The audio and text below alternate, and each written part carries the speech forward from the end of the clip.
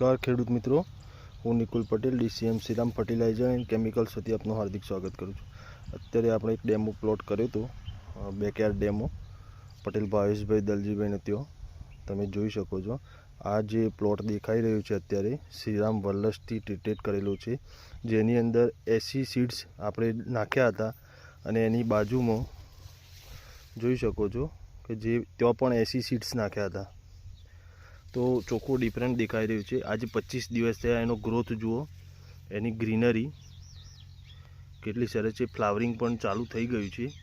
ત્યારે બાજુમાં જે નોન ટ્રીટેડ છે તેમાં જોઈ શકો છો હજી ગ્રોથ માપનો છે, થોડા પત્તા સકડાયેલો છે અને હજી ફ્લાવરિંગ સ્ટાર્ટ થયું નથી। તો ખૂબ સારું રિઝલ્ટ છે।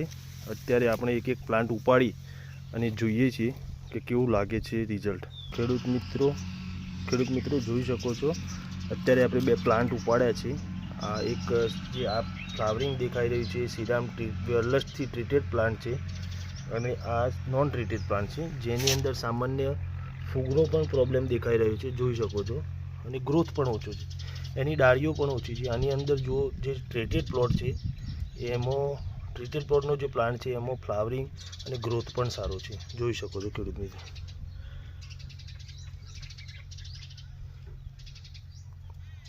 तो श्रीराम वल्लसથી મગફળીની ટ્રીટમેન્ટ કરો, સારું અંકુરણ અને ડોર ફૂગથી ખૂબ જ સારું રિઝલ્ટ છે। તો તમે લોકો શ્રીરામ વલ્લસ મગફળી અને સોયાબીનમાં તમે ટ્રીટમેન્ટ માટે ઉપયોગમાં લઈ શકો છો।